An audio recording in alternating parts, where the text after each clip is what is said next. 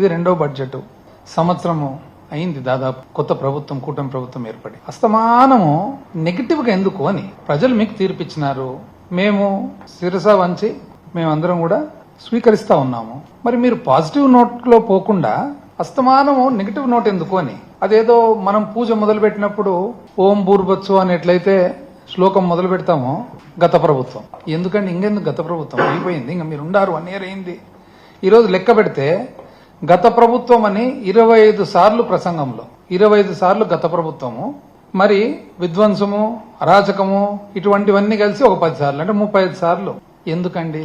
మీకు లక్షణంగా ప్రజలు తీర్పు ఇచ్చినారు. పాజిటివ్ నోట్ లో మీరు ఏ విధంగా పరిపాలన చేస్తామని చెప్పి మీరు హామీ ఇచ్చినారో, మీ వాగ్దానాలు ఏవైతే ఉన్నాయో ఆ వాగ్దానాల మేరకు మీరు హ్యాపీగా పరిపాలన చేసుకుంటూ అబ్సల్యూట్ మెజారిటీ ఉంది కదా. అపోజిషన్ స్టేటస్ అడిగితే కూడా, ఎందుకంటే ఉండేదే ఏకైక ఒకే ఒక అపోజిషన్ పార్టీ, నంబర్స్ పక్కన పెట్టి స్టేటస్ అడిగితే కూడా వద్దన్నారు మీరు. మంచిది, ఇంకా ఫుల్ ఫ్లెజ్డ్ గా మీరు మంచి పాజిటివ్ నోట్లు చేయండి. ఎప్పుడు గత ప్రభుత్వం ప్రతి పారాకు గత ప్రభుత్వం, ఎందుకండి నెగటివ్ నోటు? అయితే ముఖ్యంగా ఏమంటే మీరు యాక్చువల్ గా ఈ ఎలక్షన్ జరిగినది ఏం బేసిస్ మీద? ఒకటి, కూటమి ప్రభుత్వం ప్రధానమైన అంశం సూపర్ 6. ఎందుకంటే మీరు ఇంటింటికి తిరిగి పేపర్ పెట్టుకొని దాని ఫారం ఫిలప్ చేసి ఇంటి పేరు ఇచ్చి ఆధార్ కార్డు ఇచ్చి తీసుకొని ఇచ్చి మొబైల్ మెసేజ్లు పంపించి ఇంకోటి చేసి నీకు 15, నీకు 18, నీకు 18, నీకు 20, నీకు 15 అని లెక్కలేసి ప్రతి ఇంటికి పోయి ఒకసారి కాదు ఎన్నోసార్లు పలుసార్లు ఇంటికి పోయి నీ ఇంటికి 1,00,000 వస్తుంది, నీ ఇంటికి 2 లక్షలు వస్తుంది, నీ ఇంటికి 3 లక్షలు వస్తుంది అంటే పాపం ప్రజలు కూడా నమ్మినట్టున్నారు. ఎందుకు నమ్మినట్లున్నారంటే 2019 నుంచి 24 వరకు వైసీపీ ప్రభుత్వంలో జగన్మోహన్ రెడ్డి గారు చెప్పిన ప్రకారంగా క్యాలెండర్ పెట్టి మరి వాగ్దానం చేసిన ప్రతి ఒక్కటి మేనిఫెస్టోలో ఉన్న వాగ్దానాలన్నీ కూడా పూర్తి చేయడం జరిగింది. బహుశా ప్రజలు అనుకోని వచ్చినేమో ఇదేదో ఉంది కదా సెట్ సిస్టమ్, ఈ సిస్టమ్ ప్రకారం వస్తాయని. ఎందుకంటే మానవుడు కూడా ఆశాజీవి కదా. అండ్ ఇంతమంది పాపం పేదరికంలో ఉండేవాళ్ళు, మధ్యతరగతి వాళ్ళు ఎంతో కొంత ఒకవేళ ఆశ పడిండొచ్చు. ఎందుకంటే పలుసార్లు మోసపోయినారు. కానీ మానవుడు ఆశాజీవి కదా, ఎన్నిసార్లు మోసపోయినా కూడా ఒక్కసారి మళ్ళా మోసపోవడం అనమాట. అంటే ఇది సహజంగా ఆలోచన ప్రకారము దీర్ఘ ఆలోచన చేసిన వాళ్ళు ఎవరు కూడా అంత సులభంగా నమ్మరు. కానీ పరిస్థితుల ప్రభావం వలన అయితే ఇక్కడ ముఖ్యమైన అంశం ఏమంటే పేదవాడు మోసపోయేదానికి అవకాశం ఉండొచ్చు పరిస్థితులను బట్టి, కానీ మనము వాళ్ళను మోసం చేయడం కరెక్టా కాదా అనేది అది మనము పరీక్ష మనం చేసుకోవాలి మనల్ని మనం. ఏది ఏమైనా కూడా చెప్పినారు అందులో సూపర్ 6. మరి సూపర్ 6 చూస్తే ఇంతవరకు ఫస్ట్ ఇయర్ ఎట్లుందో ఇప్పుడు కూడా అట్లే ఉంది. ఇంతవరకు మనిషికి అందినేది సూపర్ 6 లో ఏమందిందండి? అది అర్ధదీపం అనాలనా పావు దీపం అనాలనా, ఎందుకంటే ఒకే సిలిండర్ వచ్చింది. అది సూపర్ 6 లో ఇంతవరకు అందినేది. 10 సార్లు ఏదేదో చెప్తున్నారు కానీ అవైతే ఇంతవరకు చేతికైతే రాలేదు. మళ్ళీ అందులో భాగంగా అప్పులు పెరిగాయన్నారు. చూస్తే వీళ్ళు చేసినన్ని అప్పులు ఎప్పుడు చేయలే, చరిత్రలోనే చేయలే.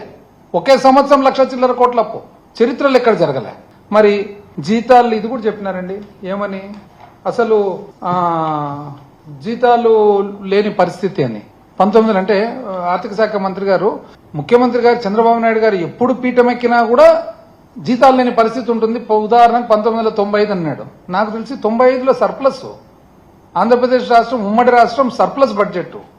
ఆ తర్వాత మీరు మళ్ళా సబ్సిక్వెంట్ గా మీ పాలనలో మైనస్ కు పోయిండొచ్చు, కానీ అప్పటికి మాత్రము సర్ప్లస్ బడ్జెట్. మళ్ళీ ఏ విధంగా చెప్తుంటారో నాకైతే అర్థం కావడం లేదు. సో ఏదేమైనా కూడా ఆ తర్వాత కొంత చాణక్యంతో కూడా కంపారిజన్ చేసినారు మధ్యలో. చాణక్యుడు ఏం చెప్పినారండి, కౌటిల్యుడు ఏం చెప్పినాడు? ముఖ్యంగా ఆయన చెప్పినది ప్రజల మీద ఎక్కువ పన్ను భారం వేయకూడదు. ఆ ఉన్న ఏదైతే డబ్బులు మనము పన్ను లేనిది ప్రభుత్వము పరిపాలన జరగదు. ఆ పన్ను ఏదైతే వస్తుందో దాన్ని జాగ్రత్తగా చాలా ప్రుడెంట్ గా ఖర్చు పెట్టాలని అన్నారు. ఎంత మనకు శక్తి ఉందో ఆ మేరకే చేయాలి తప్ప అంతకు మించి చేయకూడదు అన్నారు. దీంట్లో నాకు తెలిసి చాణక్యుంది ఏది ఫిట్ కావడం లేదు. ప్రజలు ఒకసారి ఆలోచన చేయాలి. ఏదైతేనేమి మొత్తం మీద ఇంతవరకు చాలా వాగ్దానాలు స్పీచ్లు జరిగిపోయినాయి. కాకపోతే ఈసారి బడ్జెట్ బుక్ కూడా నేను చూడడం జరిగింది. ఇది చూసిన తర్వాత ఒక వ్యక్తి బాగా అన్నారనమాట, ఇదేంటి సార్ ఈసారి ఇది కొత్త రకంగా ఉంది, మామూలు బడ్జెట్ మాత్రం లేదు అని. మీరు గమనించినారు లేదు, పరిశీలించినారు లేదు, అందరూ మామూలు టైప్ లో లేదు ఇది మార్చినారు. మామూలుగా మనకి ఎక్కువ బడ్జెట్ ఇన్ బ్రీఫ్ లో అన్ని ఫిగర్స్ వస్తాయన్నమాట, ఆ కొన్ని తీసేసినారు. ఏవేవి తీసేసినారు? రాష్ట్ర అప్పు గురించి ఉండే తీసేసినారు, దీంట్లో పబ్లిక్ డెట్ తీసేసినారు, పబ్లిక్ అకౌంట్ కూడా తీసేసినారు. లేదు ఇంక ఎతకాలి ఇప్పుడు లోపల పోయి మళ్ళీ ఎక్కడో పెట్టింటారు, మెకనాస్ గోల్డ్ కదా ఎతికినట్లు మేము ఎతకాలన్నమాట. నెక్స్ట్ మళ్ళా దాని తర్వాత గ్యారంటీలు ఎక్కడ ఉన్నాయనేది కూడా, ఆ గ్యారంటీలు సహజంగా కూడా వాల్యూమ్ 5.2లో ఉంటాయి కాబట్టి చూసుకోవచ్చు. కాకపోతే ఈ రెండు దీంట్లో కూడా ఇస్తారు మామూలుగా, ఈసారి ఇవ్వలేదన్నమాట. అయితే ఒకరు మాత్రం బాగా చెప్పినారు, ఏమిది అంటే ఇదేదో కలర్ ఎక్కువ ఉంది సార్, కాకపోతే కంటెంట్ తక్కువ ఉంది అన్నారు అనమాట. బాగా చూస్తే కలర్ ఎక్కువ ఉంది, కంటెంట్ తక్కువ ఉంది అన్నారు. నేను కూడా చూస్తే అన్ని ఏదో గ్రాఫుల రూపంలో ఇచ్చినారు మొత్తం మీద. ఏది ఏమైనా కూడా ఒకటి, ఎప్పుడైనా మేము వైఎస్ఆర్సీపీ తరఫున జగన్మోహన్ రెడ్డి గారు కానీ మాకు, ఎందుకంటే మా సిద్ధాంతాలు రాజశేఖర రెడ్డి గారి సిద్ధాంతాలు కాబట్టి సింపుల్ లివింగ్, సింపుల్ థింకింగ్. ఇప్పుడు పేదవాడు అనేవాడు ఎప్పుడు కూడా ఒక అసంతృప్తితో కానీ లేకుంటే ఇబ్బందులు కలిగిన పరిస్థితుల్లో ఉంటే ఎప్పుడు కూడా సమాజానికి మంచిది కాదు. ఒక వ్యక్తి ఎవరైనా కానీ పేదరికంలో ఉండరాదు.